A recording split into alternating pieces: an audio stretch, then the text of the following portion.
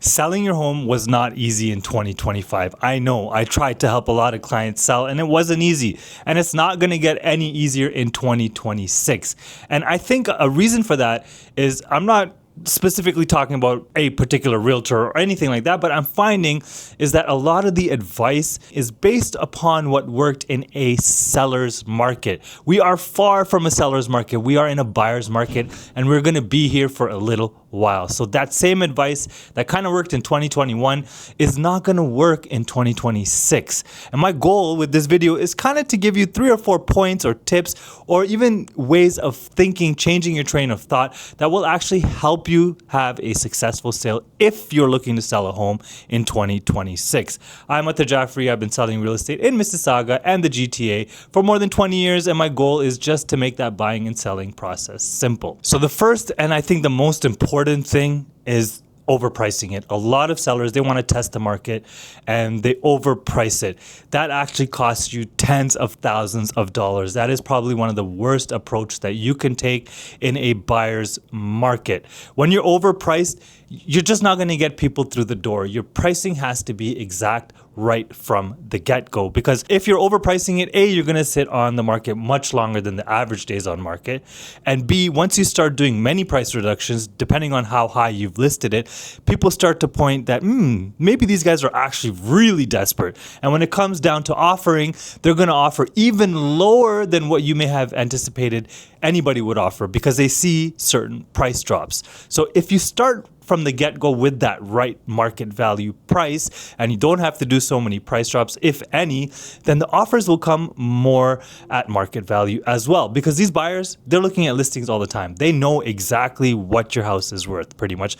All the data is out there. So testing the market, honestly, guys, it will cost you thousands of dollars. The next point that I want to get across is that as a seller, I know this is not what you want to hear, but my goal is to be very straightforward and honest, is that if that list price kind of makes you feel a little uncomfortable and a little stressed out, that is probably the perfect list price for your home. That's probably the price point where you'll sell it much faster than the average days of market. Now, are you leaving money on the table? I know that's exactly what you're worried about, that you are going to leave money on the table. You wouldn't know. You got to try at a higher price to see, if there's any potential. But again, that takes me to the first point. If you try at that higher price, you're not going to get any offers, especially in a buyer's market. Nobody's going to offer you. I can almost guarantee that, and I don't guarantee much, but in this scenario, in such a strong buyer's market, if you're overpriced even a smidget, you're not getting any offers, let alone anybody even coming through the door. So that list price, if it's in the realm of what you were thinking, but it makes you a little uncomfortable, and your representative has proven to you that this is the market price, then that is probably the right price for the quickest sale. That little bit of an uncomfortable price will generate showings, it will generate offers, and you have a little bit more of a leg to stand on when it's time to negotiate, because you know that you've priced it right, and the buyer knows you've priced it right, and that is why they want to work with you and offer on your property. So I'm sorry to say, it should make you feel a little bit uncomfortable with that price, to know that you're going to sell it fast and somewhat easily. So I wouldn't call this a misconception, because it is kind of true. You want maximum exposure, but you don't just want maximum exposure to anybody.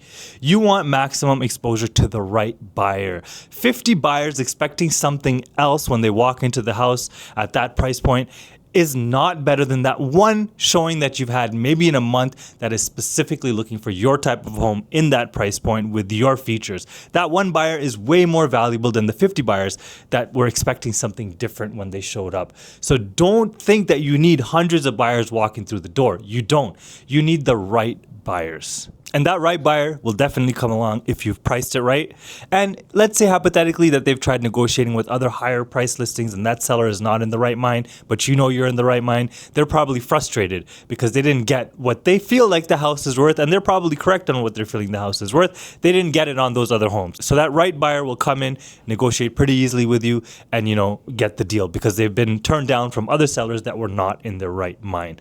So again, it's not the number of buyers that come through the door. door, it's the quality and like what they are looking for. It has to speak to them and it has to be the right buyer for your property. And the last point I want to make, again, this is pretty standard, is staging. Yes, of course, you want to show off the property. You want to make sure that, the house shines and it shows its full potential. But a part of staging is not just making it look nice. It's actually removing reasons for that potential buyer to say no. And what I mean by that is, let's say you have a good sized family room, but your couches are way too big or way too small for the room. It will throw the whole thing off, or it's not in the right place. It throws the whole thing off, and then the buyer says, no, this is not the right property for me. But if you stage it and you get a professional to put things where they belong, to show the space better, honestly, it makes a world of difference in this market. I cannot explain this enough. Staging is everything in this market. You need to set yourself apart from other sellers that are in that price point. Okay, so staging is very important. When you are looking to get ready to sell your home and you are doing all your budgeting, you better do it with that lowest possible number that your realtor has given you that this house may sell for, and do all your budgeting with that number.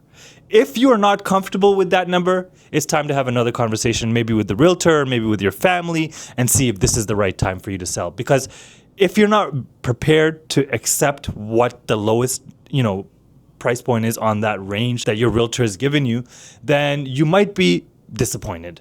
Obviously, the goal is not to give you the lowest price point, but you never know. If it's a life change that you have to make, you have to upsize, you have to downsize, whatever it is, you should always do your numbers based on worst case scenarios. And you know what? This is actually just for life. It's not even just if you're looking to buy or sell.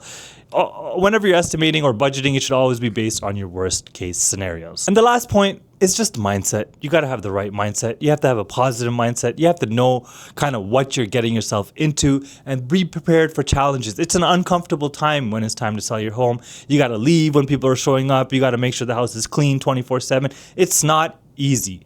But getting frustrated and being negative about the situation, it kind of drives away the potential sales, because you might have been listed for a couple of months now. Nobody has offered yet, but you're still getting showings and you're just getting frustrated. You don't want to leave. You start canceling showings and trying to reschedule them. That's all going to take away from the potential sale. So just have the right mindset, have a growth mindset, look at the potential for what the future has in store for you, and things will get much easier. I know none of this is rocket science. This is just something I wanted to have a heart-to-heart with sellers for in the GTA. So if you are looking to sell, just hit me up. My contact details are below. And if you have any questions, just drop a comment. I'm Atar Jaffrey. I've been selling real estate in Mississauga and Toronto and the GTA for more than 20 years. And my goal is really just to make the buying and selling process simple. Hope this helps.